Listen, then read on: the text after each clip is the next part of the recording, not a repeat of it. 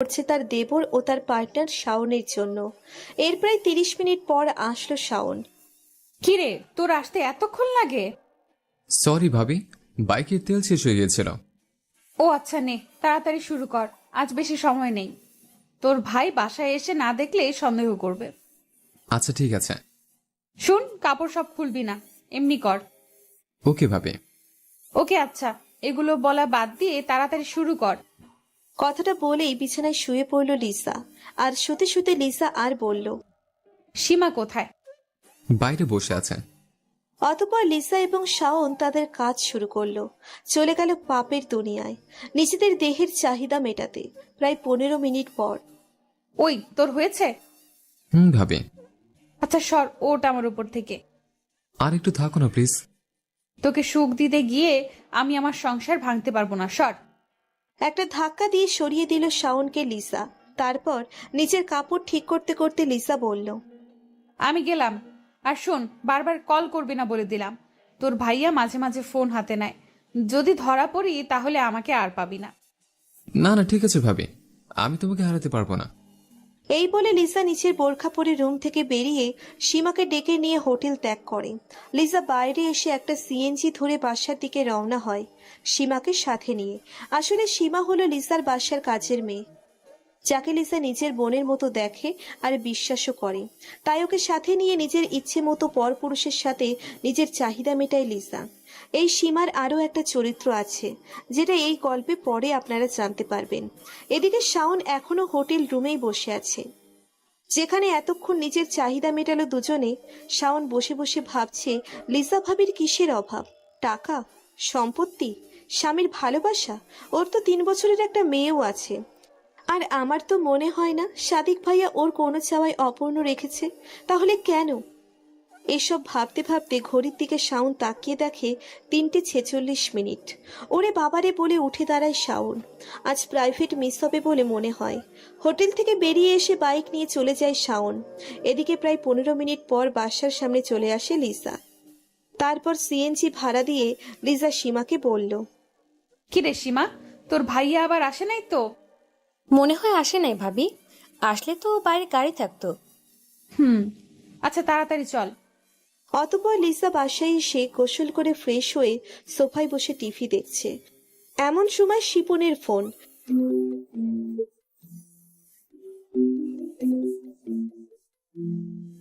Lisa প্রথমে ধরল না, কিন্তু শিপনও নাছোড়বান্দা।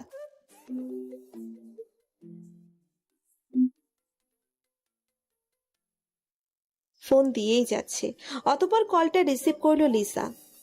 কি বলবি তাড়াতাড়ি বল। কলটা ধরতে এত দেরি হলো কেন ভাবি, জানতে পারি? আমি কি তোর বউ যে তোকে সব বলতে হবে? আজের প্যাচাল বাদ দিয়ে কেন কল করেছিস সেটা বল। কাল একটু দেখা করতে পারবে? না, কাল হবে না। কেন? আমার সমস্যা আছে। আর মনে রাখিস, আমি কোনো পতিতা না যে তুই ডাকলি আর আমি চলে আসবো। আমার সংসার আছে, সো কিছু মেনটেন করে চলতে হয় আমার। তো কবে দেখা করবে? দেখি। কলটা কেটে দিল লিসা। তারপর সীমাকে 1 কাপ চা দিয়ে যেতে বলে আবারও টিভি দেখায় মনোযোগ দিল লিসা। তারপর স্বামীরকে কোলে নিয়ে, ও স্বামীরা হচ্ছে লিসার মেয়ে, সিরিয়াল দেখছে। লিসার পছন্দের সিরিয়াল বলে কথা। এই নিন ভাবি চা। তোর কাজ শেষ? ভাবি। আচ্ছা তো বস, এখানে টিভি দেখি। ভাবি। বলেই ফ্লোরে বসে পড়ল সীমা। আরে সোফায় বস না, এখন কি তোর ভাইয়া আছে? তারপর সোফায় বসতে বসতে সীমা বলল, কেমনে আপনি একসাথে দুজনকে সালাম দেন ভাবি? বলেই একটা শ্বাস ছাড়ল সীমা। তারপর লিসা একটা হাসি দিয়ে বলল, দুইজন কোথায় রে? তিনজন। তোর ভাইয়া আছে না? হুম। বলেই একটা আবারও দীর্ঘশ্বাস ছাড়ল সীমা। সীমা তখন মনে মনে ভাবছে, আমি একটাকেই সামাল দিতে পারি না, আর উনি 3টা। বিকাল 5টা। গাড়ির হর্ন শুনে তাড়াতাড়ি করে সোফা থেকে উঠে পড়ে সীমা। সীমার কাণ্ড দেখে মুচকি একটা হাসি দিল লিসা আর বলল, এত ভয় করছিস তোর ভাইয়াকে? ভাবি, অনেক। তাহলে আমাকে যে এসবে সাহায্য করিস যদি জানতে পারে? সীমা চুপচাপ। কি ব্যাপার লিজা, কি করছো? আমার মামুনি সামিরা কেমন আছো? বলেই ধপ করে সোফায় বসে পড়ল সাদিক। অনেক ক্লান্ত সে। এই তো টিভি দেখছি। আজ কি খুব বেশি ক্লান্ত? আর তোর অফিস তো 4টা বাজে শেষ হয়, তাহলে মাঝে মাঝে 5টা, 5:30, এমনকি কোনোদিন 6টাও বাজে বাসায় আসো কেন? অনেক কাজ থাকে তাই। আচ্ছা যাও, ওপরে যাও, গিয়ে ফ্রেশ হয়ে নাও, আর বাহানা দিতে হবে না। তারপর লিসা নাস্তা রেডি করছে, আর এদিকে ওকে বলেই ওপরের দিকে হাঁটা দিল সাদিক। যা সীমা, তোর ভাইয়াকে নাস্তা দে। ওকে ভাবি, যাচ্ছি। এদিকে সাদিক উপরে গিয়ে ফ্রেশ হয়ে নিল, তারপর নাস্তার টেবিলে আসলো। কি রে সীমা, নাস্তা রেডি? ভাইয়া বসুন, দিচ্ছি। তারপর নাস্তা সেরে সাদিক নিচে লিসার কাছে চলে আসে। নাস্তা করছো? করলাম। আচ্ছা, সন্ধ্যা তো হয়ে এলো, বাজারে যাবা না? না, আজ যাব না। যা আছে তাই দিয়ে সীমাকে চালিয়ে নিতে বলো।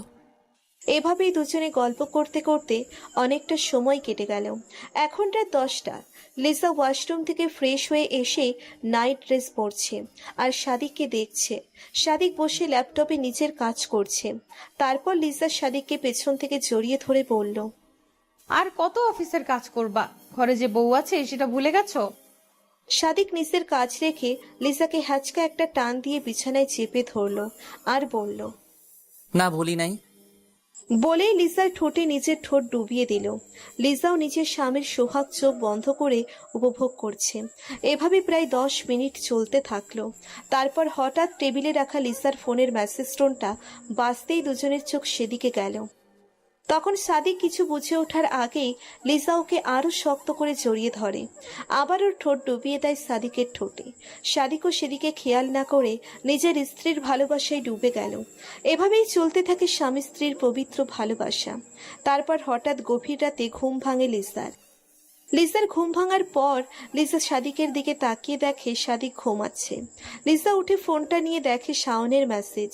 তখন মনে মনে 101টা গালি দিল ওকে।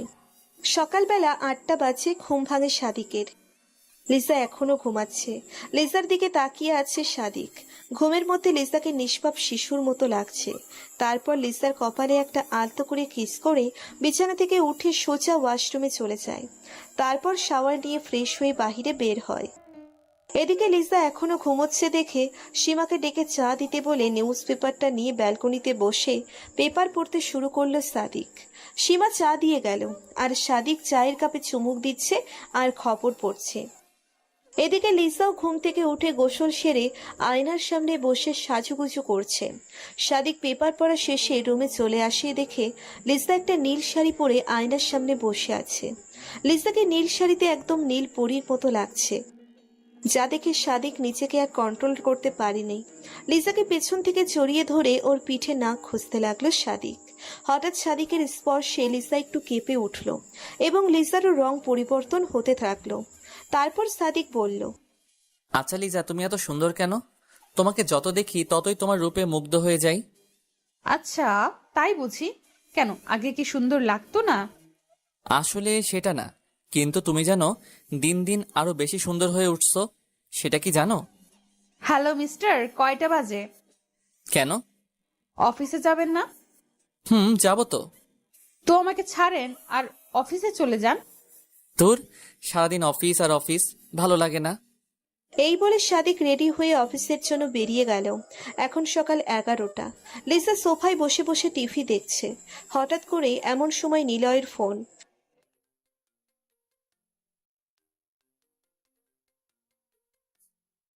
লিসার ভার্সিটির ফ্রেন্ড নিলয়। লিসা তো ফোনটা হাতে নিয়ে অবাক। নিলয় আমাকে ফোন করেছে। তারপর তাড়াহুড়ো করে রিসিভ করলো লিসা। হ্যালো, কেমন আছো নিলয়? ভালো, তুমি? আমি ভালো কিনা সেটা তো জানোই। এসব এখন ভেবে আর লাভ কি? আচ্ছা বাদ দাও না ওসব। তুমি তো বিয়ে করেছো, তাই না? এসব এখন ভেবে আর লাভ কি? একটা ছেলে সন্তানও আছে, 6 মাস বয়স। আরে বাহ, তাহলে তো সুখেই আছো। আচ্ছা রাখছি, এখন অফিসে আছি। আচ্ছা, ভালো থেকো। টুট করে কলটা কেটে গেল। তার 7 দিন পর লিসা প্রতিদিনের মতো সোফায় বসে বসে টিভি দেখছে, কিন্তু লিসার যেন কিছুই ভালো লাগছে না। সেজন্য লিসা সীমাকে ডাক দিল একটু গল্প করার জন্য, কিন্তু সীমা বলল সে ব্যস্ত। আর এদিকে লিসা বোরিং হয়ে বসে আছে। তাই মনে মনে ভাবলো একটু শপিং করলে কেমন হয়। শপিং করলে হয়তো মনটা ভালো হয়ে যাবে। যেই ভাবা সেই কাজ। দেরি হয়ে বেরিয়ে পড়লো শপিং করতে। যাবার আগে সীমাকে বলে গেল যে সাদিক আসলে যেন তাড়াতাড়ি নাস্তা রেডি করে ওকে খেতে দেয়। তারপর টানা 3 ঘন্টা ঘোরাঘুরি করে শপিং করার পর মার্কেট থেকে বের হয় লিসা। লিসা বের হয়েই দেখে শিপন সামনে দাঁড়িয়ে আছে। এজন্য লিসা শিপনকে পাশ কাটিয়ে যেতে চাইল, কিন্তু তারপরেও শিপন লিসাকে দেখে ফেলল। কি খবর ভাবি, শপিং করলে? ভাবি, তোমাকে আজ খুব সুন্দর লাগছে। একথা শুনে লিসা লজ্জায় চুপচাপ মাথা নিচু করে দাঁড়িয়ে আছে। আচ্ছা ভাবি, চলো না, পাশে একটা হোটেল আছে। আজ পারবো না শিপন, তোর ভাইয়া বাসায় এসে পড়েছে মনে হয়। আরে ভাবি, কিছু হবে না, চলো প্লিজ। না শিপন, আজ আমি পারবো না। বলেই চলে যেতে লাগলো লিসা। তখনই শিপন বলে উঠল। কি বললে, পারবে না? তাহলে কি ভিডিও? লিসা থেমে গেল। শিপনও গ্রিন সিগন্যাল পেয়ে লিসাকে নিয়ে হোটেলে চলে গেল। এদিকে সাদিক বাসায় এসে বসে আছে, কিন্তু লিসার কোনো খবর নেই। কয়েকবার ফোন করলেও রিসিভ হয়নি, তাই একটু টেনশন হচ্ছে। সীমাকে বারবার প্রশ্ন করলেও সে বলে শপিং এ গেছে। আসলে সীমা এটা জানে যে লিসার দেরি হওয়ার কারণ কি, তাই সীমা টেনশন না করতে বলে নিজের কাজ করছে। তারপর সন্ধ্যার কিছুক্ষণ পর বাসায় ফিরল লিসা। দাঁড়াও লিজা, কোথায় ছিলে এতক্ষণ? এই তো শপিং এ গিয়েছিলাম। কি 5 ঘন্টা লাগে তোমার শপিং করতে? লিসা চুপচাপ কোনো কথা না বলে উপরে চলে যাচ্ছে। সাদিকও লিসার পিছনে পিছনে উপরে গেল। লিসা রুমে গিয়ে ফ্রেশ হয়ে রুমে ঢুকতেই সাদিক আবারও প্রশ্ন করলো। কি হলো লিজা, আমার প্রশ্নের উত্তর দিচ্ছ না কেন? কি উত্তর দিব? কি উত্তর দিবা মানে? তুমি এতক্ষণ কি এমন কাজ করলে যে তোমার এত দেরি হলো বাসায় ফিরতে? সাদিক চিল্লাবা না, সামিরা পাশের রুমে পড়ছে। এমন সময় হঠাৎ লিসার ফোন বেজে উঠল।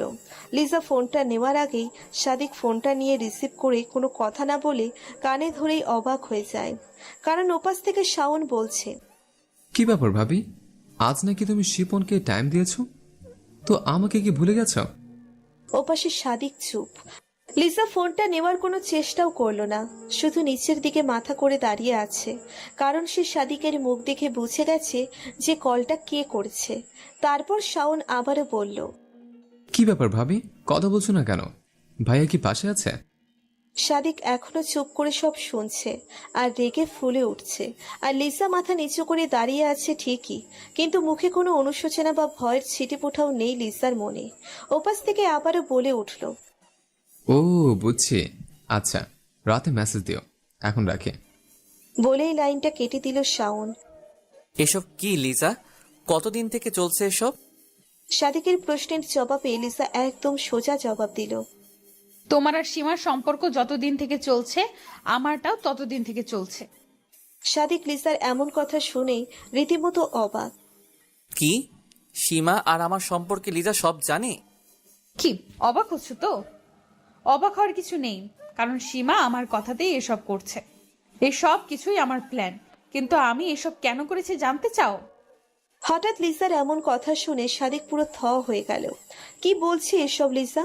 আর লিসার কথাতেই এসব করছে সীমা, কিন্তু কেন?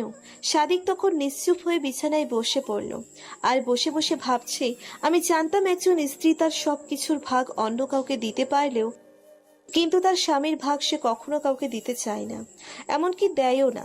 কিন্তু লিসা নিচে থেকে সীমাকে আমার কাছে পাঠিয়েছে। সাদিক এসব কিছুতেই যেন বুঝতে পারছে না লিসা এসব করলো কেন। তারপর কিছুক্ষণের জন্য সাদিক ভুলেই গেছে যে একটু আগে সে তার বউ লিসার পরকীয়া সম্পর্কে জানতে পারল, কারণ সাদিকের মাথায় শুধু একটাই প্রশ্ন ঘুরছে, লিসা আসলে কেন সীমাকে আমার কাছে পাঠালো। তখন সাদিকের মনে পড়তে থাকে সীমার সাথে কাটানো প্রথম সেই দিনের কথা, যেদিন সীমা নিজেই এসেছিল সাদিকের কাছে। আজ সাদিক কিছুটা বুঝতে পারছে সীমা কেন সেদিন নিজে থেকে সাদিকের সাথে ওসব করতে চেয়েছে। প্রিয় বন্ধুরা, চলুন শর্টকাট সে ঘটনা জেনে নেওয়া যাক। সেদিন যখন সাদিক আর লিসার বিয়ের 3 বছর চলছিল, তখনও সামিরার জন্ম হয়নি। লিসা একটু কাজের জন্য বাইরে যায়। বাসায় শুধু সাদিক আর সীমা ছিল। সাদিক রুমে বসে কাজ করছিল আর সীমা বারবার রুমে আসা যাওয়া করছিল, কিন্তু সাদিকের সেদিকে কোনো মনোযোগ ছিল না। সে তার মতো কাজ করছিল। তার কিছুক্ষণ পর সীমা সাদিকের সামনে এসে বসে, এমনি এমনি কিছু প্রশ্ন করতে লাগলো। এই যেমন, কি করছেন, কেন করছেন, এখন আপনার মুড কেমন, এই সব। আর সাদিকের দিকে তাকিয়ে মিটমিটিয়ে হাসছিল। ওর হাসির মধ্যে একটা চাহনি ছিল, যেটা সাদিক কেন যেন কোনো পুরুষই বুঝতে পারত। সাদিকও বুঝতে পারে, কিন্তু সে কোনো রিয়াক্ট করে নাই, কারণ ওর এসবের মধ্যে কোনো ইন্টারেস্ট ছিল না। এভাবে অনেকক্ষণ চলতে থাকে, কিন্তু সীমা এমন কিছু কাজ করছিল যা দেখে কোনো পুরুষই আর ঠিক থাকতে পারল না। সাদিক তাহলে কিভাবে পারবে? সেও পারল না। সারা দিল সীমার ইশারায়, তবে এক শর্তে, ও যেন কাউকে কিছু না বলে। সেই থেকে প্রায়ই তারা লিসাকে লুকিয়ে দেখা করত, কিন্তু ওসব যে লিসার প্ল্যান ছিল তা ভুলেও সাদিক বুঝতে পারেনি। কি হলো সাদিক, বসে আছো কেন? লিসার কথাই বাস্তবে ফিরল সাদিক। হ্যাঁ বলো। আমি বলবো নাকি তুমি বলবে? আমি আর কি বলবো, তুমি তো সবই জানো। আর আমি তো এই গল্পের মাস্টার মাইন্ড না, আমিও তোমার হাতের পুতুল এই গল্পে, তাই তুমিই বলো। কিন্তু এটা কেন করেছি সেটা জানো? না, সেটাই জানতে চাচ্ছি। সাথে তুমি, শাওন, শিপন, এদের সাথে সম্পর্ক রাখছো কেন সেটাও। সাদিক, তোমার দুইটা প্রশ্নের উত্তর একটাই আমার কাছে। আমি এগুলো করেছি তার কারণ অনেকটা তুমি, হ্যাঁ অনেকটা তুমি, আর কিছুটা আমার ভাগ্য। আর সবচেয়ে বড় কারণটা হলো একটা মেয়ের চাহিদা, আকাঙ্ক্ষা, ইচ্ছা, শখ, সাধনা, সব কিছু পূরণের জন্য। আর একটা কথা কি জানো, আমি আসলে এসব করতে চাইনি, কিন্তু করতে বাধ্য হয়েছি। অনেক ভেবেছি, তারপর পা বাড়িয়েছি। এদিকে সাদিক লিসার কথা যতই শুনছে ততই যেন অবাক হচ্ছে। কি বলছো এসব লিজা? তুমি বাধ্য হয়ে করেছো মানে? আমি কি তোমাকে কখনো অপূর্ণ রেখেছি? হ্যাঁ রেখেছিল, হ্যাঁ তুমি অপূর্ণ রেখেছো।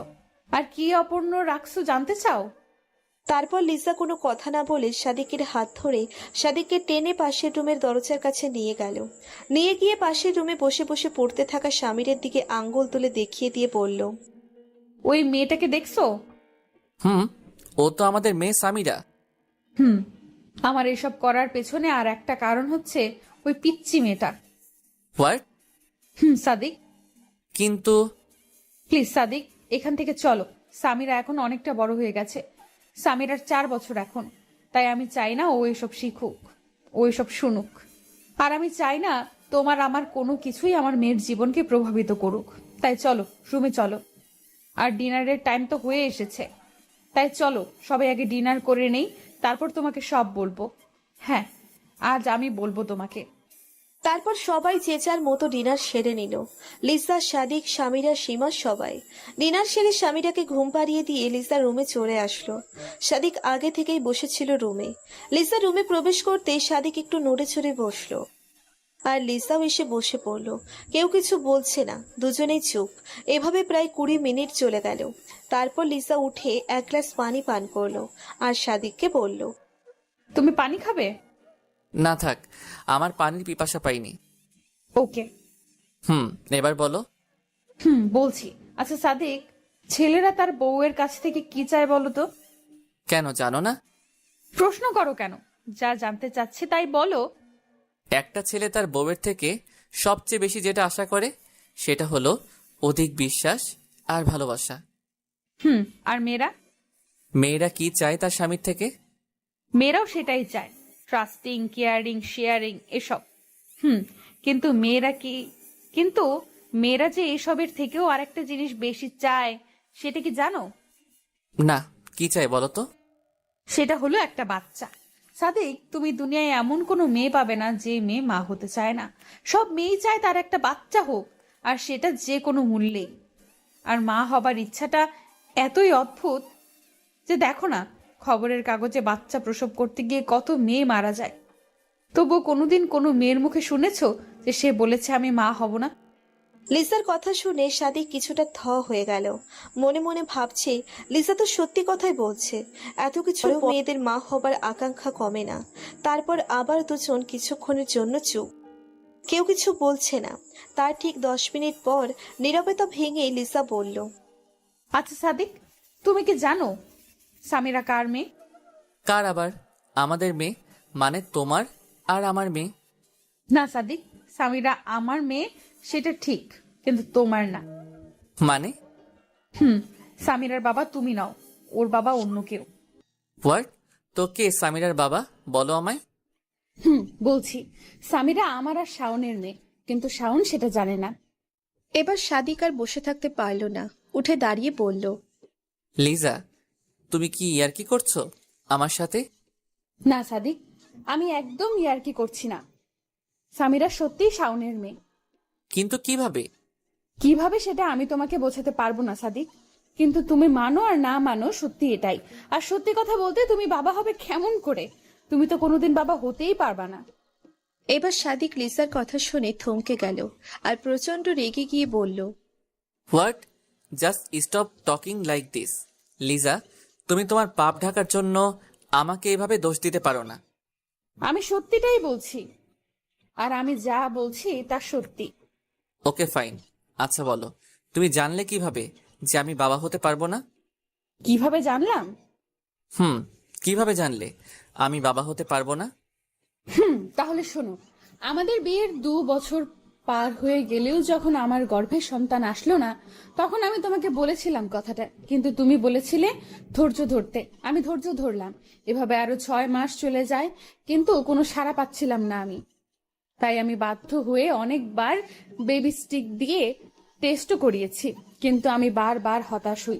আর হ্যাঁ, তোমার মনে আছে সাদিক, তোমাকে নিয়ে আমি একদিন ডাক্তারের কাছে গিয়েছিলাম, আর তোমার আর আমার ব্লাড স্যাম্পল দিয়ে আসছিলাম ডাক্তারের কাছে। তারপর আরো অনেক টেস্ট করাই আমরা। হ্যাঁ মনে আছে। আছে, ভালো কথা, কিন্তু তুমি তো তখন বলেছিলে অন্য কথা।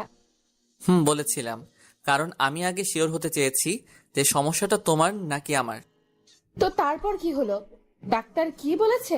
7 দিন পর রিপোর্ট আসে। ডাক্তার রিপোর্ট দেখে বলে আমার কোনো সমস্যা নাই, কিন্তু উনি তোমার ব্যাপারে কনফিউশনে ছিলেন, আর উনি আমাকে আমাদের দাম্পত্য জীবন নিয়েও কিছু প্রশ্ন করেন। এই যেমন আমরা একসাথে থাকি কিনা, প্রাইভেট প্রশ্নই বলতে পারো।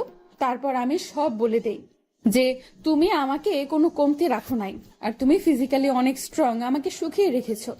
এসব শুনে উনি কিছুটা অবাক হন, কারণ উনি রিপোর্ট দেখে বললেন তোমার তেমন কোনো সমস্যা নাই, যা আছে তা সামান্য। তবে তাহলে বাচ্চা আসতেছে না কেন?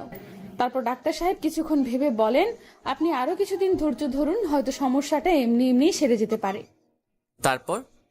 তারপর আমি আবারও 6 মাস অপেক্ষা করি, কিন্তু কোনো সাড়া পাচ্ছিলাম না। আমি কি করব ভেবে পাচ্ছিলাম না। এজন্য আমি আমার কিছু বন্ধুদের কল করে বলি, কিন্তু ওরা বলে ডিভোর্স নিতে।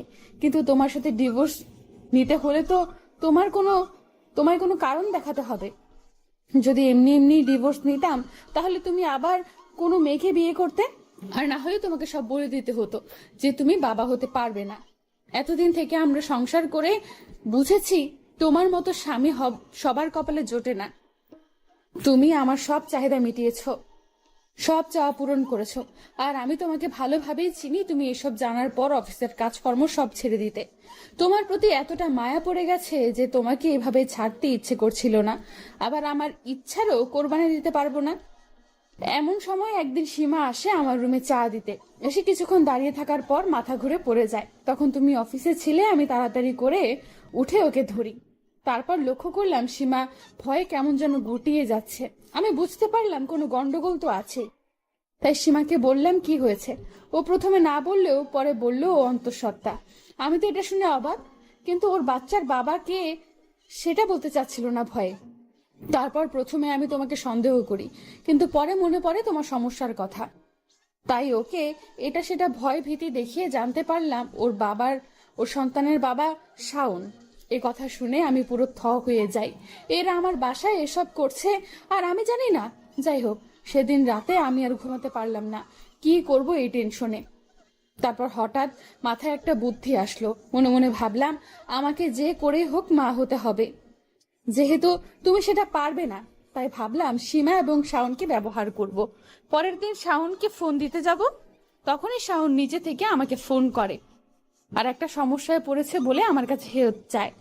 আমার আর বোঝার বাকি ছিল না সমস্যাটা আসলে কি, তাই ওকে বাসায় আসতে বলি। কিছুক্ষণ পর শাওন চলে আসে। তারপর ও বলার আগেই আমি ওকে সব বলি, আর এও বলি যে আমি ওকে হেল্প করব। কিন্তু একটা শর্তে।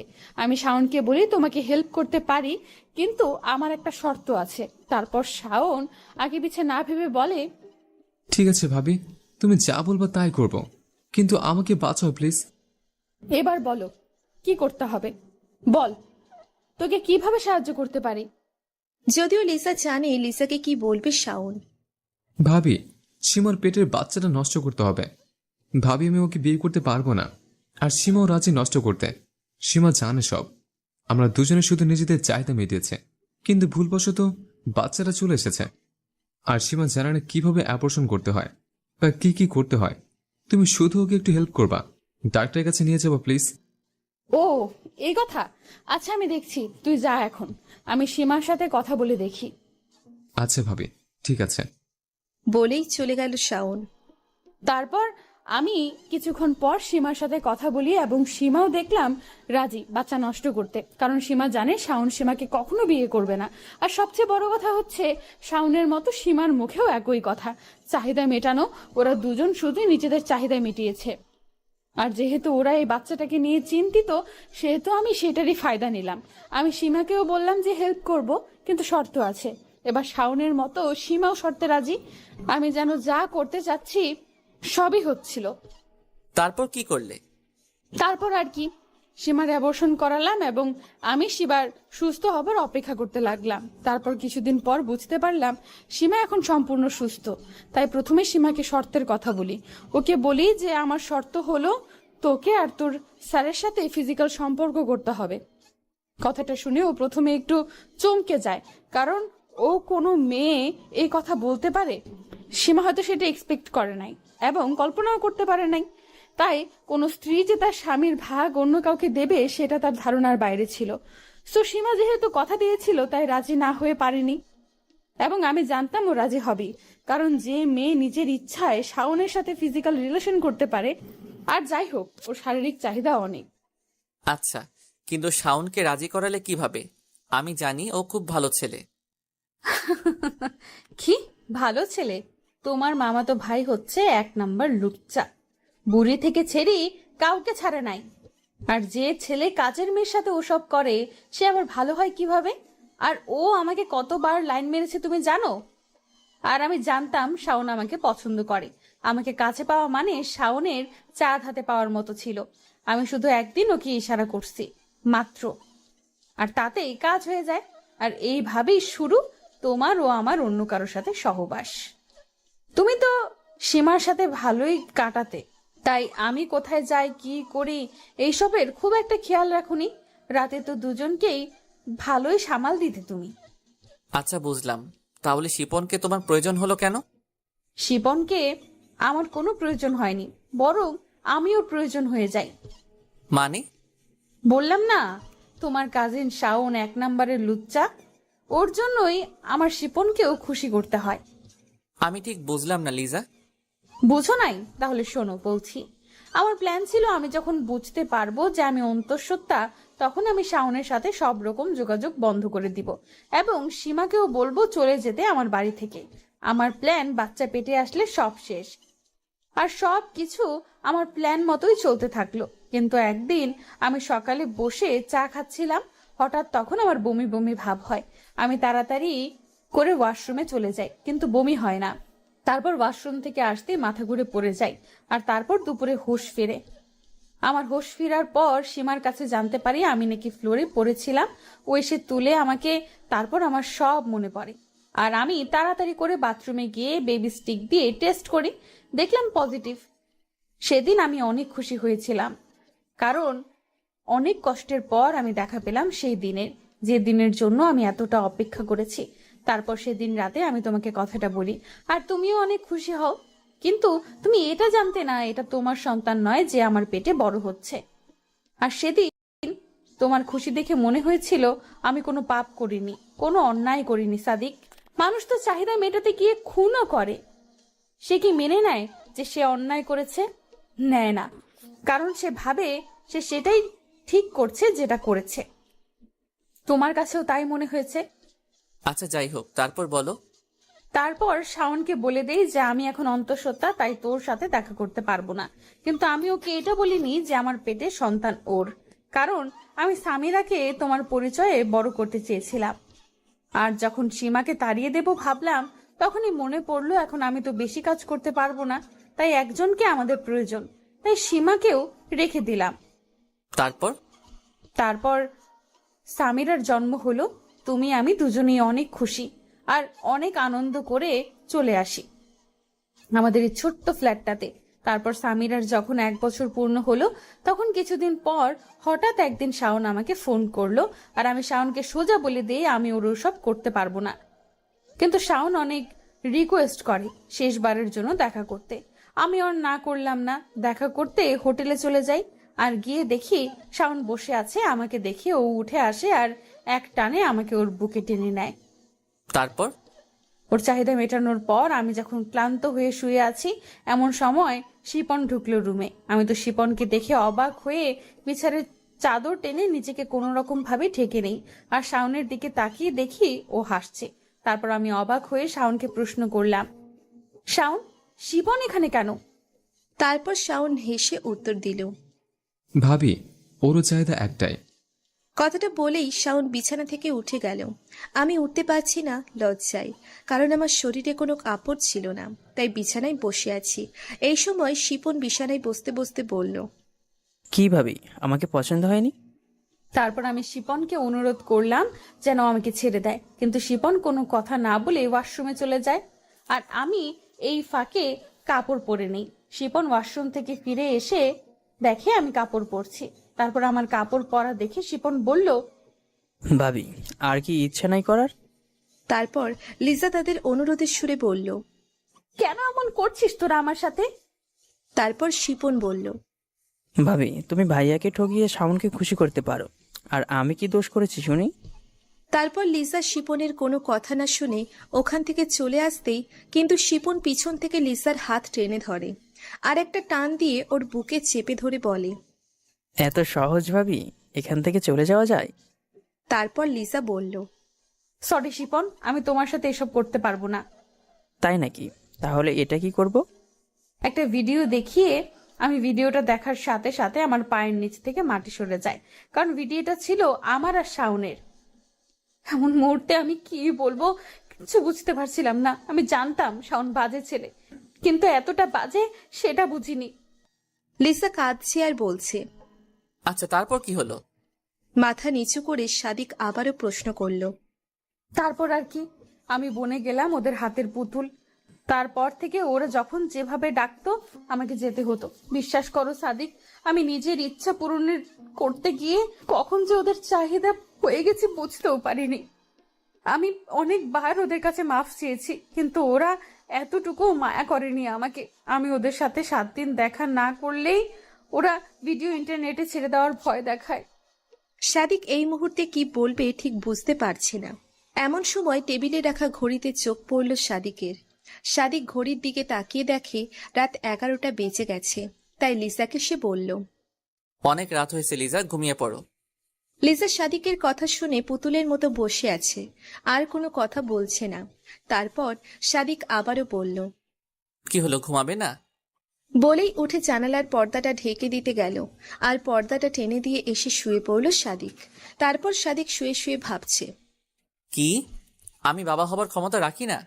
আমি বাবা হতে অক্ষম? সামিরা আমার মেয়ে না? না না, আমি এটা মানি না, কোনো দিনও মানব না। সামিরা আমারই মেয়ে, আর আমি সামিরার বাবা। আমি সামিরাকে ছাড়া থাকতে পারবো না। আর কি বিশ্বাস আছে যে লিজা সব সত্যি বলছে? এটাও তো হতে পারে লিজা তার পাপ ঢাকার জন্য আমার দোষ দিচ্ছে। না, লিজাকে আর বিশ্বাস করা যাবে না। এসব ভাবতে ভাবতে রাত গভীর হয়ে গেল, কিন্তু সাদিকের ঘুম আসছে না।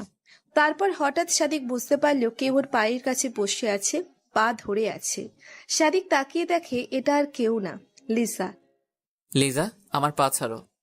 সাদিক, তুমি আমাকে মাফ করতে পারবে না? লিজা, রাত অনেক হয়েছে, এখন ওঠো আর ঘুমিয়ে পড়ো। আগামীকাল কথা হবে। এখন আমার পা ছাড়ো।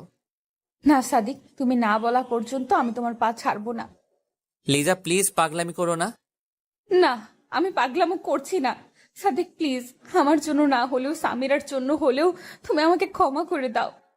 লিজা ঘুমাও এখন, আর আমি সবকিছুই ছেড়ে দেব। অন্য কোথাও চলে যাব আমি, অনেক দূরে। নেবে না আমায় সাদিক তোমার সাথে? লিজা, এখন এসব বলার সময় নয়, ঘুমিয়ে পড়ো। বলেই পা ছাড়িয়ে নিয়ে ঘুমিয়ে পড়ল সাদিক। সকাল ঠিক 8টা বাজে ঘুম ভাঙে সাদিকের। সাদিক বিছানা থেকে উঠে দেখে লিজা সোফায় ঘুমাচ্ছে। ঘুমের মধ্যে অনেক সুন্দর লাগছে লিজাকে, একদম নিষ্পাপ শিশুর মতো। তারপর টাওয়েলটা নিয়ে সাদিক ওয়াশরুমে চলে গেল। সাদিক শাওয়ার নিয়ে বেরিয়ে দেখে লিজাও ঘুম থেকে উঠে পড়েছে। তারপর সাদিক লিজাকে কিছু না বলেই চলে গেল ব্রেকফাস্ট করতে। ব্রেকফাস্ট সেরে অফিস যাবে, তখনই লিজা পেছন থেকে ডাক দিল। সাদিক। কিছু বলবে? না, তুমি যাও, অফিস থেকে আসলে বলবো। আচ্ছা। বলেই চলে গেল সাদিক। বিকালবেলা খুব ক্লান্ত হয়ে বাসায় ফিরল সাদিক। লিসাকে দেখলো কার সাথে যেন কথা বলছে, হয়তো শাওন অথবা শিপন হবে। তাই সাদিক আর কিছু না বলেই উপরে চলে গেল।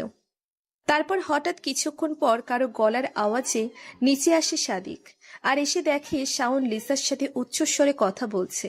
সাদিক ব্যাপারটা এড়িয়ে যেতে চেয়েও পারল না, তাই নিচে নেমে এলো। এসে বলল, কি ব্যাপার শাওন, কি হয়েছে? আমি আমার মেয়েকে নিতে এসেছি ভাইয়া। তোর মেয়ে মানে? হ্যাঁ, আমার মেয়ে। কে তোর মেয়ে? কেন? সামিরা। সামিরা আমার মেয়ে। না, সামিরা তোমার মেয়ে না, ও সাদিকের মেয়ে। সাদিক ভাইয়ার মেয়ে? উনি তো বাবাই হতে পারবে না, তাহলে মেয়ে কোথা থেকে আসবে? কথাটা শুনেই সাদিক মাথা নিচু করে ফেলল। কি বলবে কিছুই খুঁজে পাচ্ছে না সে। আই, কে বলেছে তোকে সাদিক বাবা হতে পারবে না? কেন? সীমা। সীমা বলছে আমাকে। হঠাৎ শাওনের উত্তর শুনে সাদিক আর লিসা দুজনেই অবাক, কারণ এই বিষয়টা শুধু সাদিক আর লিসাই জানে। তাহলে সীমা কি করে জানলো? এটা কি করে সম্ভব? তখন দুজনেই নীরব হয়ে গেল শাওনের কথায়। তার কিছুক্ষণ পর লিসা বলল, কি কি বলেছে তোকে সীমা? কেন? যা বলছে তা তো বললামই। আর এটাও বলেছে যে সাদিক ভাইয়া কোনোদিন বাবা হতে পারবে না। এবার লিসা পুরো হতভম্ব হয়ে গেল, কারণ এসব নিয়ে সে সাদিকের সাথে গতকাল রাতে কথা বলছে, আর এরই মধ্যে সীমা জেনে গেল। কিন্তু কিভাবে? ওদিকে সাদিক মাথা নিচু করে ভাবছে, এটাই ছিল আমার প্রাপ্য। আমার স্ত্রীর থেকে সন্তানের দাবি করছে তার প্রেমিক, সেটাও আমার মুখের উপর। একজন পুরুষের কাছে এর চেয়ে লজ্জার আর কি হতে পারে? দেখ শাওন, আমি ঠিক জানি না সীমা তোকে কি এবং কেন বলছে, কিন্তু সত্যি এটাই যে সামিরা সাদিকের মেয়ে। যে কোনোদিন বাবাই হতে পারবে না সে সামিরার বাবা কিভাবে সম্ভব? দেখ শাওন, আমরা এমনিতেই ঝামেলার মধ্যে আছি, তাই তুই চলে যা বলছি এখন। ভাবি, আমি এখানে থাকতে আসিনি। সামিরাকে দাও, আমি চলে যাচ্ছে। এদিকে সাদিক এখনো চুপ, কারণ সাদিক এখনো বুঝতে পারছে না সীমা এসব জানলো কিভাবে। দেখ শাওন, সামিরাকে তুই কোনো দিনই পাবি না, কারণ সামিরা আমার আর সাদিকের মেয়ে, আর তুই এটা মেনে নে এবং এখান থেকে চলে যা। ভাবি, আমি সামিরাকে না নিয়ে কোথাও যাব না। আচ্ছা, কি প্রমাণ আছে যে সামিরা তোর মেয়ে? এত বড় গলা করে তুই বলছিস সামিরা তোরই মেয়ে? প্রমাণ আমি নিজেই, আর সীমা। আর ভাইয়া, তুমি কেমন পুরুষ? তুমি অন্য কোনো মেয়েকে নিজের মেয়ে বলো? দেখ শাওন, আমি তোকে এই বিষয়ে এখনই কিছু বলতে চাই না, তবে হ্যাঁ, আমি বাবা হতে অক্ষম না, এটা জেনে রাখিস। আচ্ছা, তার মানে তুমি বলতে চাচ্ছ সামিরা তোমার মেয়ে? তারপর সাদিক কিছু বলতে যাবে, তখনই লিসা বলল, শাওন, তুই যাবি এখান থেকে নাকি দারোয়ান দিয়ে বের করে দিব? ঠিক আছে, আমি যাচ্ছি। তবে হ্যাঁ, আমি যাচ্ছি বলে এটা ভেবো না যে আমি হাল ছেড়ে দিয়েছে। সামিরা আমার মেয়ে, আর আমি ওকে নিয়ে যাবই। এই বলে চলে গেল শাওন। এদিকে সাদিক সোফায় বসে পড়ল, আর লিসা ঠায় দাঁড়িয়ে আছে। সন্ধেবেলা স্বামীরার স্কুল ও প্রাইভেট শেষে স্বামীরাকে পিক করে বাসায় নিয়ে আসে সীমা। আর স্বামীরা বাসায় ঢুকেই আব্বু বলে দৌড়ে গিয়ে সাদিকের গলা ধরে গালে চুমু খেয়ে বলল, কি হয়েছে আব্বু, তোমার মন খারাপ কেন? না আম্মু, ও কিছু না। তোমার স্কুল প্রাইভেট কেমন হলো? ভালো। সাদিক মনে মনে ভাবছে, স্বামীরার কাছে আসলেই আমার মন ভরে যায়, আমার সব শূন্যতা দূর হয়ে যায়, সব ক্লান্তি দূর হয়ে যায় ওর মুখটা দেখলে। ও আমার কাছে আসলেই যেন আমি সব ভুলে যাই। তাহলে কি করে স্বামীরা আমার মেয়ে না হয়? আর অন্য কারো মেয়ের প্রতি তো এরকম ফিলিংস আসার কথা না, আর আসবেও না। ওদিকে সীমা এবং লিসা দুজনেই দাঁড়িয়ে থেকে সাদিক আর স্বামীরাকে দেখছিল। তারপর লিসা বলল, সীমা, এদিকে আয়। জি ভাবি, বলেন। আম্মু, তুমি তোমার আব্বুর সাথে উপরে যাও, আমি আসতেছি, কেমন? সাদিকও বুঝতে পারলো লিসা কি মিন করছে, তাই ও সামিরাকে নিয়ে উপরে চলে যায়। এবার বল সীমা, আমি তো কি ক্ষতি করেছি যার জন্য তুই আমার এত বড় ক্ষতি করতে চাচ্ছিস? একটু অবাক হয়ে সীমা বলল, ক্ষতি মানে? দেখ সীমা, এখন ন্যাকা সাজার চেষ্টা করিস না। তুই শাওনকে কি জন্য বলেছিস যে শাওন সামিরার বাবা? ভাবি, আপনি কি বলছেন এসব? আপনি ঠিক আছেন তো? পানি খাবেন নাকি? ভাইয়া কিছু বলেছে? দেখ সীমা, আমি জানি তুই গভীর জলের মাছ, আর তুই আর শাওন মিলে নিশ্চয়ই কিছু একটা করছিস। সেটা এতদিনে না বুঝলেও আজ আমি হাড়ে হাড়ে টের পাচ্ছি। কিন্তু আমাকে শুধু এটা বল, তুই এসব করছিস কেন? কেন আমার সংসারটা ভাঙতে চাচ্ছিস? আর হ্যাঁ, আমি জানি আসল দোষটা আমার, আমি দোষী। আমি শাওনের কাছে গিয়েছিলাম নিজের চাহিদা মেটানোর জন্য, কিন্তু সেটার সাথে সামিরার সম্পর্ক কি? আর এসব আমি সাদিকের সাথে প্রায় সব কিছু ঠিক করে নিয়েছিলাম। আমি জানতাম সাদিক আর যাই করুক না কেন আমাদের কখনো ছেড়ে যাবে না, এই বিশ্বাসটা আমার ছিল। কারণ সাদিক সামিরা আর আমাকে অনেক ভালোবাসে, আর সাদিক কোনো কারণেও সামিরাকে হারাতে চায় না। তাহলে তুই মিটে যাওয়া ঝামেলা কেন আবার নতুন করে শুরু করলি? তুই কি বুঝতে পারছিস না তুই আমার সাথে আরো 2টা জীবন নষ্ট করছিস? আর তুই একবারও সাদিকের মুখের দিকে তাকিয়ে দেখেছিস কি দোষ ছিল ওর? ওকে কেন কষ্ট দিতে চাচ্ছিস তুই? তোকে তো বোন ডেকেছিলাম আমি, তাহলে কেন? ভাবি, বিশ্বাস করেন, আমি সত্যি কিছু বুঝতে পারছি না। আপনি এসব আমাকে কেন বলছেন?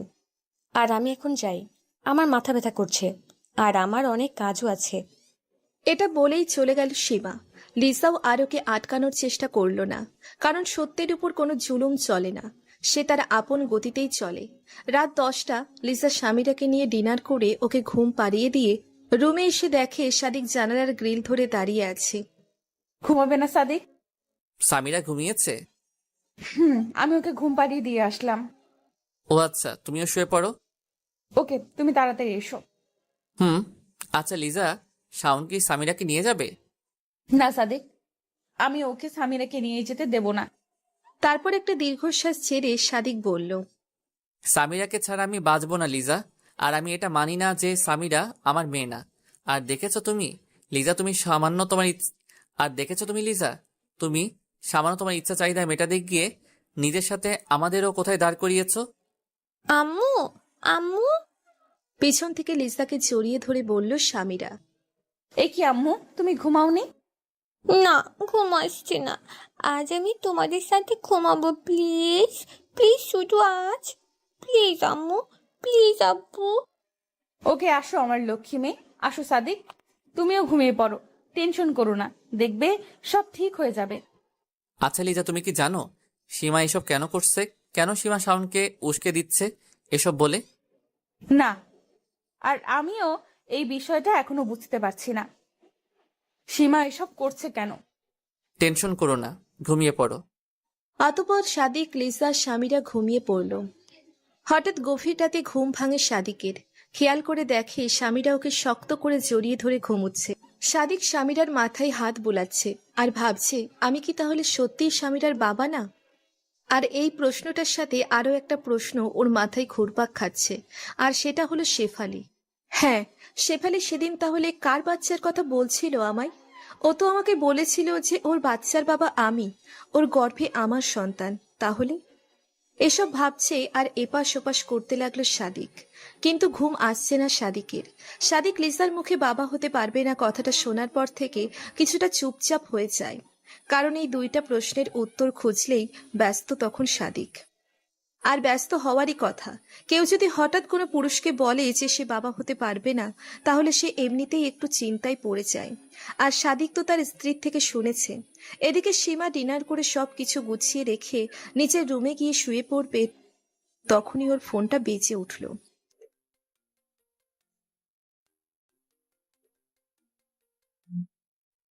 তারপর সীমা মোবাইল হাতে নিয়ে দেখে শাওনের কল।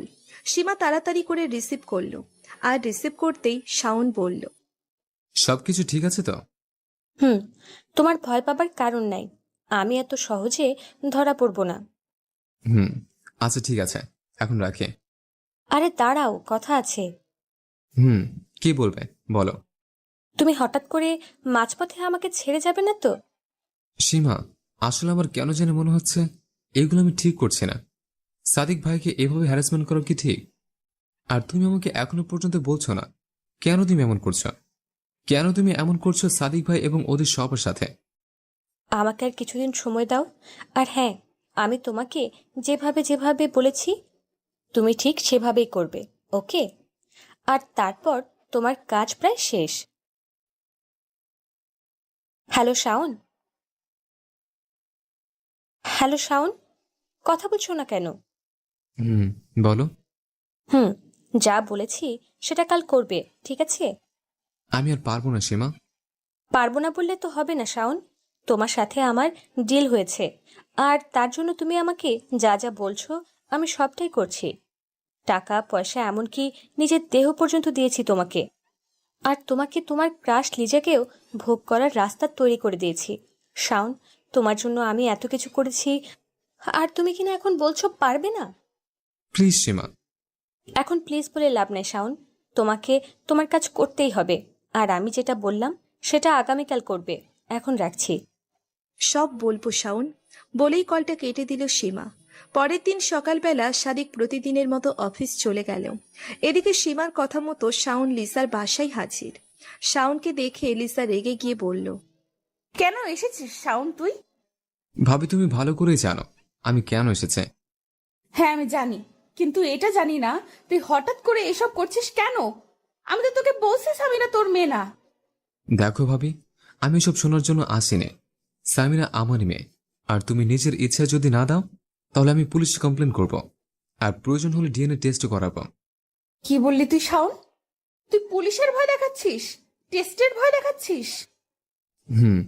কারণ তোমরা আমার মেয়েকে আটকিয়ে রাখছো।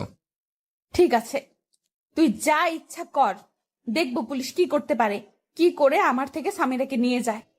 ভাবি, তাহলে তুমি সামিরাকে দিবা না? না, দেব না। ঠিক আছে। বলেই ডাকি মুঠ নিয়ে চলে গেল শাওন। এদিকে লিসা হতাশ হয়ে বসে পড়ল সোফায়, আর মনে মনে ভাবছে কি করতে গিয়ে কি করে ফেললাম। নিজের দেহের বিনিময়ে যাকে পেয়েছি তাকে এখন হারাতে হবে বলে মনে হয়। কারণ লিসা খুব ভালো করেই জানে যে সামিরা সাদিকের নয়, সামিরা শাওনের মেয়ে। বিকালবেলা সাদিক ক্লান্ত হয়ে বাসায় ফেরে। সাদিককে ক্লান্ত দেখে সীমা বলল, ভাইয়া ফ্রেশ হয়ে আসেন, আমি নাস্তা রেডি করছি।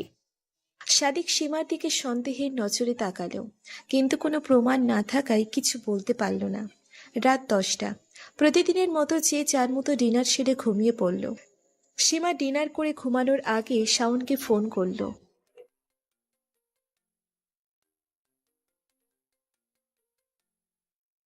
হ্যালো। গুড শাওন, আজ কিন্তু ফাটিয়ে দিয়েছো। তুমি আজ চাইলে হাসতে পারো। না সীমা, পারবো না। ও মা, তাই নাকি? চাঁদ আজ কোন দিকে দিয়ে উঠেছে? হ্যাঁ, যে ছেলে ছুরি থেকে বুড়ি কাউকে ছাড়ে না, সে আজ বলছে পারবে না। সরি সীমা, আজ নিজেকে খুব অপরাধী মনে হচ্ছে। নিজের শারীরিক চাহিদা মেটানোর নেশায় আমি অনেক নিচে নেমে গেছে। প্লিজ আমাকে মুক্তি দাও সীমা। তুমি চাইলেই এখন আর সেটা সম্ভব না শাওন, কারণ তুমি এখন পুরোপুরি ফেসে গেছো। ওপাশে শাওন চুপ। কি হলো শাওন, কথা বলো। সীমা কেন করছে এমনটা? দেখো শাওন, এখন কথা ঘুরিয়ে লাভ নেই। আগামীকাল সাদিক ভাইয়া বাসায় ফিরবে, আর তুমি সকাল সকাল চলে আসবে। হতে পারে কালকে এই গল্পের ইতি টানবো। কি ইতি টানবে তুমি সীমা? আর এই গল্পে তোমার আসল চাহিদাটা কি, একটু বলবে প্লিজ? কাল সব জানতে পারবে শাওন, আমি এখন রাখছি। শাওন চুপ। তারপর সীমা শাওনের চুপ থাকা দেখে লাইনটা কেটে দিল। এদিকে লিসা সাদিককে শাওন এসে যা যা বলেছে সব বলে দিল। আর সাদিক এগুলো শুনে রেগে গিয়ে বলল, ঠিক আছে, তাই হবে। কি হবে? আমি ডিএনএ টেস্টই করাবো। কিন্তু সাদিক। কোনো কিন্তু নয় লিজা, আমি আর এই টানাপোড়েনের মধ্যে থাকতে চাই না। তাই আমাকেও এই বিষয়টা ক্লিয়ার হতে হবে। কারণ তুমি যতই বলো না কেন, আমি এটা মানতে পারবো না যে আমি বাবা হতে পারবো না। তাই আমি নিজেই এই টেস্ট করাবো। পরের দিন সকালবেলা শাওন আবারও আসলো সাদিকের বাসায়। শাওনকে দেখেই সাদিক বলল, চল শাওন, আজ তুই যা চাইবি তাই হবে। কিন্তু ভাইয়া, আজ আমি তোমাকে কিছু বলতে চাই। এখন আর কোনো কথা নয় শাওন, আজ আমারও প্রুফ চাই, চল। ভাইয়া একটু দাঁড়াও প্লিজ। সীমা দূর থেকে দাঁড়িয়ে দাঁড়িয়ে সব দেখছিল। সাদিক শাওনের আর কোনো কথা না শুনে টানতে টানতে নিয়ে গেল। লিসাও আর কিচ্ছু বলল না। বাইরে বের হয়ে সাদিক ওর গাড়ি বের করে শাওনকে নিয়ে হসপিটালে চলে গেল। গিয়ে ডক্টরকে দুজনের স্যাম্পেল দিয়ে দিল। কিন্তু স্বামীরার ডক্টরের এমন প্রশ্নে সাদিক বলল সেটা একটু পর এসে দিয়ে যাবে। তুই এবার যেতে পারিস শাওন। কিন্তু ভাইয়া আমার একটা কথা শুনবা তো? তোর কোনো কথা শোনার ইচ্ছা নাই আমার। এখন যা, রিপোর্ট আসলে আমি তোকে খবর দিব। কিছুক্ষণ পর বাসায় ফিরল সাদিক। লিসা সাদিককে দেখে দৌড়ে গেল ওর কাছে। গিয়ে সাদিকের গায়ে হাত রেখে বলল, কি করলে সাদিক?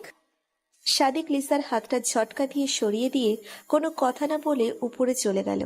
বিকালবেলা সাদিক স্বামীর স্যাম্পেলও দিয়ে আসলো ডক্টরের কাছে। আর তার কিছুদিন পর রাতে ব্যালকনিতে দাঁড়িয়ে আছে সাদিক। এমন সময় ওর ফোনটা বেঁচে উঠল।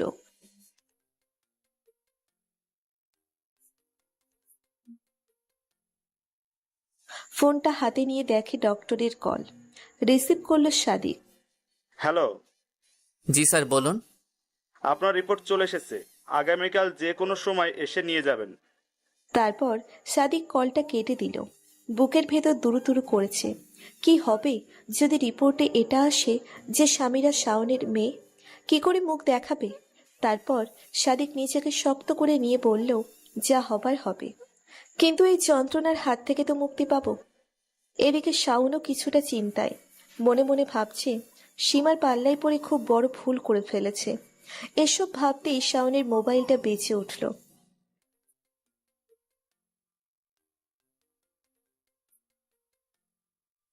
হাতে নিয়ে দেখে সাদিকের কল। রিসিভ করতেই সাদিক বলল, আগামীকাল আমার বাসায় চলে আসবি 10টার দিকে। এদিকে সাদিকের ফোন পেয়ে শাওনের টেনশন আরো বেড়ে গেল। সাথে সাথে সীমাকে ফোন দিল শাওন।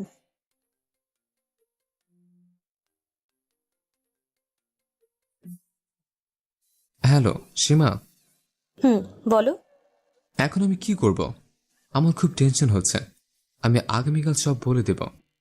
তোমার বলতে হবে না, আমি বলে দেব। কারণ এখন আমার বলার সময় হয়েছে। তুমি শুধু কাল আসবে, যা করার আমি করব। পরের দিন সকালবেলা সাদিক অফিসে না গিয়ে হসপিটাল থেকে রিপোর্ট আনতে চলে গেল। তারপর রিপোর্ট নিয়ে বাসায় চলে আসে সাদিক। এসে দেখে লিসা, শাওন, সীমা সবাই বসে আছে। আর সাদিকের হাতে রিপোর্ট দেখে লিসার বুক কেঁপে উঠল। কারণ সে শিওর যে রিপোর্টে নিশ্চয়ই সাদিকের জায়গায় শাওনের নাম আছে। তাই লিসাকেও কিছু বলার আগেই সাদিকের হাত থেকে রিপোর্টের খামটা কেড়ে নিতে চাইল, কিন্তু সাদিক তা হতে দিল না। পরে সাদিক খামের ভেতর থেকে রিপোর্টের কাগজটা বের করবে, তখনই শাওন বলল, এসব করো না ভাইয়া। তার আগে আমি তোমাকে কিছু বলতে চাই। না, আজ যা বলার এই কাগজ বলবে। প্লিজ ভাইয়া, আমার কথাটা তো শোনো। সাদিক কোনো কথা না শুনে রিপোর্টটা বের করলো। আর এদিকে লিসা আর শাওনের বুক কাঁপানোর গতি বেড়ে গেল। লিসা লজ্জায় মাথা নিচু করে রইল, আর শাওনও কিচ্ছু বলছে না। তারপর সাদিক রিপোর্টটা বের করলো, আর বের করে দেখে নীরব হয়ে দাঁড়িয়ে আছে। সাদিক কিছুক্ষণ দাঁড়িয়ে থাকার পর আস্তে আস্তে বসে পড়ল। আর সাদিকের এমন অবস্থা দেখে লিসা দৌড়ে এসে সাদিককে ধরল, সাথে শাওনও। কিন্তু সীমা এলো না। সীমা ঠাই দাঁড়িয়ে আছে। তারপর শাওন পড়ে থাকা পেপারটা কাপা হাতে তুলে নিয়ে একবার দুইবার ভালো করে দেখল। দেখে একটা স্বস্তির নিঃশ্বাস ছাড়ল। ছেড়ে কাউকে কিছু না বলে সোজা গিয়ে সোফায় বসে পড়ল। তারপর লিসা সাদিককে ধরে সোফায় বসালো, এবং তারপর লিসাও কাপা হাতে শাওনের হাত থেকে পেপারটা নিয়ে দেখতে শুরু করলো। তারপর লিসা দেখলো সবকিছু ঠিকই আছে, কিন্তু বাবার জায়গায় যে নামটা দেখলো, লিসা এতে খুব অবাক হয়ে যায়। কারণ সেখানে পরিষ্কার লেখা স্বামীরার ডিএনএ শাওনের সাথে নয়, বরং স্বামীরার ডিএনএ ম্যাচ করেছে সাদিকের ডিএনএর সাথে। কিন্তু এটা কিভাবে সম্ভব? সেদিন ডক্টর যে বলল সাদিক কখনো বাবা হতে পারবে না। লিসার মাথা ঘুরতে লাগলো, কিন্তু সে নিজেকে কন্ট্রোল করে সাদিকের পাশে গিয়ে কিছু বলতে চেয়েও পারল না। আবার ফিরে এলো।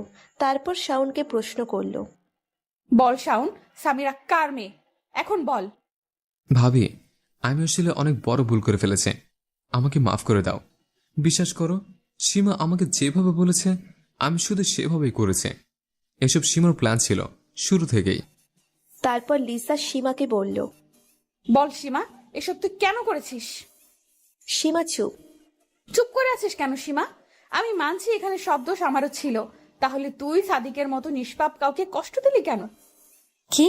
সাদিক নিষ্পাপ? লিজা, তুমি কতটা চেনো ওকে? কতটা জানো তুমি সাদিককে যে নিষ্পাপ বলছো? হঠাৎ করে সীমার এমন কথা শুনে সাদিক অবাক হয়ে মাথা তুলে সীমার দিকে তাকালো, আর সাথে শাওন এবং লিসাও। চুপ, একদম চুপ।